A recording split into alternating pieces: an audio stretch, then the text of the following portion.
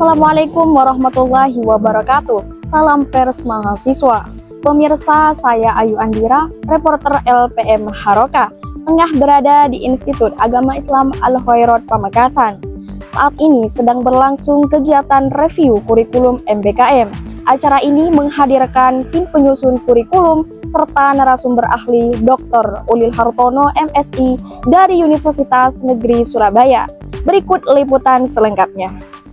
Institut Agama Islam Al-Khairat Pamekasan menggelar review MBKM dengan menghadirkan narasumber ahli Dr. Ulil Hartono SE MSI.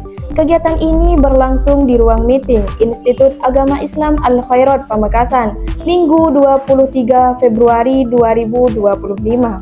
Review MBKM yang kedua ini dihadiri oleh jajaran rektorat termasuk rektor, Warek 1 dan Warek 2, Kepala Biro Penjamin Mutu, serta perwakilan dari LP2M, Lembaga Penelitian dan Pengabdian Masyarakat. Selain itu, turut hadir para dekan dari Fakultas Tarbiyah, Fakultas Usuluddin, serta Fakultas Ekonomi dan Bisnis Islam. Kegiatan ini juga diikuti oleh Kaprodi dari 8 program studi yang ada, yaitu PBA, MPI, PAI, PGMI, BKPI, ISY, PSY, dan IAT. Selain itu, turut hadir Kaprodi PAI, program Pasca Sarjana, serta para dosen tetap yang tergabung dalam tim penyusunan review kurikulum di masing-masing program studi. Secara keseluruhan, kegiatan ini diikuti oleh 38 peserta. Acara ini diawali dengan pembukaan yang dipandu oleh Master of Ceremony, diiringi dengan pembacaan surah Al-Fatihah sebagai bentuk doa pembuka. Para peserta kemudian dengan hikmat menyanyikan lagu kebangsaan Indonesia Raya yang diikuti oleh Mars Al-Khairat. Selanjutnya, laporan panitia disampaikan oleh Dr. Aang Kunaifi SEMEI, sambutan Rektor Dr. Ali Ridho MSI, dan doa yang dipimpin Kiai Haji Mozamil Imron LCMA, dengan harapan seluruh rangkaian kegiatan berjalan lancar. Puncak acara diisi dengan sesi brainstorming, pengarahan, serta diskusi yang dipandu oleh Muhyatun MPSI. Sesi ini menjadi ajang bertukar gagasan dan memperkaya perspektif akademik peserta melalui berbagai pandangan yang konstruktif. Baik pemirsa, saat ini saya sedang bersama dengan narasumber Bapak Dr. Ulil Hartono MSI. Selamat siang Bapak. Selamat siang. Baik, menurut Bapak, seberapa penting review kurikulum MBKM ini dan bagaimana implementasi kebijakan MBKM ini dalam perguruan tinggi, Bapak? Ya, jadi gini Mbak Yu, evaluasi atau review kurikulum itu menjadi keharusan bagi perguruan tinggi secara umum, fakultas dan prodi secara khusus. Jadi bukan sesuatu yang bukan sesuatu yang wow, itu sudah menjadi kewajiban setiap pengelola program studi itu untuk terus adaptif, update atas kurikulum yang dibuat, yang ada di prodi yang bersangkutan supaya match dengan pasar. Sehingga evaluasi kurikulum yang sekarang ini dilakukan itu sebenarnya pekerjaan rutin ya yang wajib dilakukan oleh pengelola perguruan tinggi. Itu poin yang pertama. Kemudian yang kedua, seberapa besar urgensinya? Regulasi itu sudah mengamanahkan setiap perguruan tinggi untuk terus melakukan perbaikan-perbaikan. Salah satunya memang dari sisi kurikulum. Kita ada amanah dulu ya, regulasi nomor 44 tahun 2015. Lalu kemudian diperbaiki lagi dengan Permendikbud nomor 3 tahun 2020.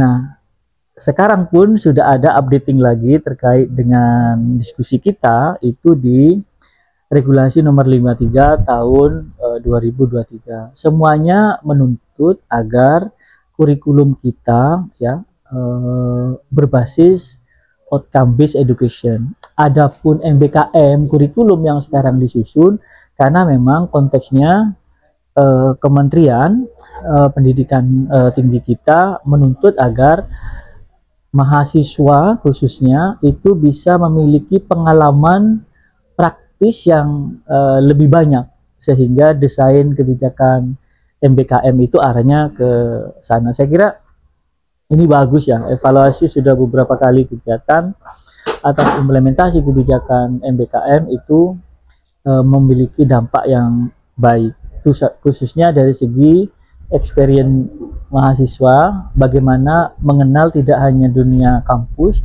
tapi juga mengenal dunia nyata yang ada di luar. Begitu, Mbak Ayu. Baik, Bapak, selanjutnya yaitu apa tantangan utama dalam menyesuaikan kurikulum dengan kebijakan MBKM ini, Bapak? Ya, penyesuaiannya saya kira semua pihak harus punya daya adaptif yang tinggi. Perguruan tinggi sebenarnya wajib, ya. Kemudian mahasiswa sukarela. Tetapi karena kebijakan dari kementerian bahwa ada target-target IKU, ya, indikator kinerja utama yang harus dituntaskan oleh institusi, maka dari sukarela akhirnya menjadi wajib. Tetapi hal yang paling mendasar di regulasi adalah semua perguruan tinggi itu wajib menyediakan fasilitasi MBKM. Itu poinnya. Baik, Bapak, terima kasih atas waktunya. Baik pemirsa, saat ini saya sedang bersama dengan Ketua Panitia Tim Penyusun Review Kurikulum kali ini, Bapak Aang Hunayfi, SEMEI. Selamat siang, Bapak. Selamat siang. Oke, baik. Bapak, apa yang melatar belakangi perlunya kegiatan ini, Pak? Yang pertama adalah bahwa institusi pendidikan atau perguruan tinggi ini merupakan organisasi pelayanan kepada masyarakat, sehingga kita harus memberikan pelayanan di bidang pendidikan yang terbaik untuk masyarakat. Nah, bagaimana mengukur baik tidaknya pelayanan di sebuah perguruan tinggi ini bisa dilacak melalui keberadaan kurikulum, sehingga dari kurikulum inilah nanti kami akan melakukan berbagai macam perbaikan untuk memastikan bahwa kegiatan Tridharma perguruan tinggi khususnya dalam pengajaran atau pendidikan itu betul-betul bermanfaat dan efektif bagi masyarakat. Oke, baik. Selanjutnya perubahan apa saja yang akan diterapkan dalam kurikulum terbaru, Bapak? Baik, ini memang review yang kedua yang kita lakukan ya, setelah dari KBT ya, KPT kurikulum perguruan tinggi, lalu ke KKNI. Nah, kemudian tahun 2020-2021 itu kita harus bermigrasi atau menyesuaikan dengan yang namanya Kampus Merdeka atau MBKM. Nah, kita ingin dari berbagai macam perubahan ini arahnya adalah bahwa kurikulum kita ini benar-benar sekarang berbasis Merdeka Belajar atau Kampus Merdeka, di mana di dalam kurikulum ini semua prodi nanti diupayakan untuk memberikan pelayanan pembelajaran ya, jadi mahasiswa bisa belajar sesuai dengan pilihan mereka, begitu ya. Misalkan mereka yang di prodi pendidikan atau di tarbiyah ya, itu mungkin ingin belajar bagaimana mendalami tentang kewirausahaan atau bisnis. Nah, dia bisa belajar ilmu bisnis, ilmu manajemen, ilmu ekonomi di prodi ekonomi yang ada di kampus yang lain, begitu. Sehingga di situ tercipta satu saling mengisi, saling menyempurnakan. Hasilnya kita harapkan bahwa lulusan IAI Al-Khairiyah Pamekasan nanti memiliki kompetensi atau kemampuan yang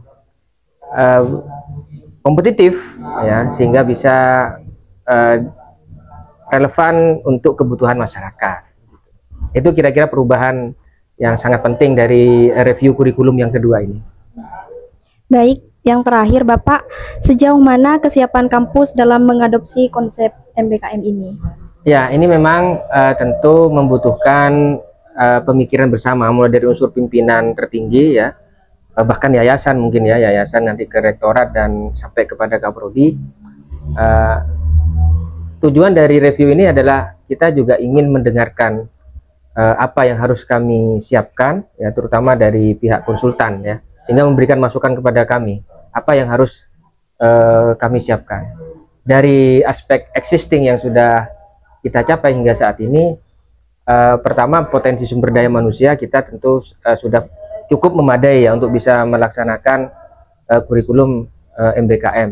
Kemudian dari aspek fasilitas, walaupun tidak sempurna tentu nanti kita akan optimalkan ya, sehingga mahasiswa bisa menjalankan kurikulum ini dengan baik ya, dengan tepat gitu. Kemudian dari aspek peralatan, perlengkapan atau sumber daya yang lainnya bertahap kita akan terus persiapkan. Tapi intinya karena MBKM ini membutuhkan banyak relasi dari luar, ya mitra-mitra, baik itu berupa perusahaan, sekolah, atau mungkin lembaga-lembaga tertentu yang kita butuhkan menjadi mitra bekerja sama di kurikulum MBKM, itu kita sudah siapkan semuanya. Ya tinggal kita action. Nah, untuk action ini kita butuh payung hukum. Nah, payung hukum ini adalah pengesahan kurikulum MBKM yang sekarang ini sedang kita godok. Ya, baik, terima kasih Bapak. Terima kasih. Pemirsa, saat ini saya sedang bersama dengan Bapak Rektor, Dr. Ali Ridho MSI. Gimana kabarnya Bapak? Alhamdulillah baik. Gimana? Alhamdulillah Bapak. Sehat. Apa harapan kampus terhadap pembaharuan kurikulum ini Bapak? Ya, dengan adanya review ini, saya atas nama Rektor, kami atas nama pimpinan kampus IAI Amir Pamekasan mempunyai harapan besar bagaimana apa yang menjadi harapan semua itu bisa terakomodir. Semua lulusan nanti sesuai dengan keinginan masyarakat. Semisal ada masyarakat yang menginginkan karena dimasukkan ke Fakultas Tarbiyah akan menjadi guru yang profesional, maka semoga ini betul-betul terrealisasi. Ketika dimasukkan di Fakultas Ekonomi akan menjadi bisnismen, menjadi pengelola keuangan, menjadi entrepreneur keuangan yang betul-betul profesional, termasuk di Usuluddin nanti betul-betul menjadi alumni yang tafakuh fiddin dan tentunya bermanfaat di tengah-tengah masyarakat. Begitu. Oke Bapak, selanjutnya yaitu bagaimana dukungan kampus dalam implementasi MBKM? Ya, begini, adanya MBKM review kurikulum ini sebetulnya kan salah satu hasil rekomendasi dari pelaksanaan AMI. AMI itu audit mutu internal yang dilakukan kami kemarin, sehingga menghasilkan sebuah rekomendasi harus ada yang namanya review kurikulum. Kenapa hal ini terjadi? Karena ternyata kurikulum kita itu kurang begitu update, tidak mengakomodir yang namanya MBKM itu, Merdeka, kurikulum Merdeka, Kampus Merdeka, dan Merdeka Belajar. Sehingga ini perlu direview biar tidak gaduh-gaduh kuliah saat ini, tapi kok tidak sesuai dengan apa yang jadi harapan semua stakeholder. Padahal tuntutan itu kan selalu dinamis. Maka kami mengadakan AMI, karena ini sudah rekomendasi dari AMI, harus ada review, maka kami melaksanakan itu. Ini kan salah satu bentuk upaya yang dilakukan oleh kampus. Setelah ini, ketika semuanya sudah rampung dan tersusun yang namanya naskah akademik, maka mulai semester depan, mulai dari tahun ajaran baru depan ini langsung start, harus dilaksanakan secara masif sehingga betul-betul menghasilkan lulusan sesuai dengan CPL, ya, CPL capaian lulusan yang sudah ditentukan oleh prodi. Setelah itu semua hal yang melingkupi, baik itu administrasi, baik itu pengembangan mahasiswa ataupun dosennya akan terus kami kawal. Begitu. Ya baik, terima kasih Bapak. Oke, terima kasih Mbaknya. Semoga LPM selalu jaya dan terus semangat. Siap Bapak. Terima kasih. Assalamualaikum warahmatullahi wabarakatuh. Pemirsa, demikianlah liputan hari ini. Saya Ayu Andira bersama kru yang bertugas melaporkan.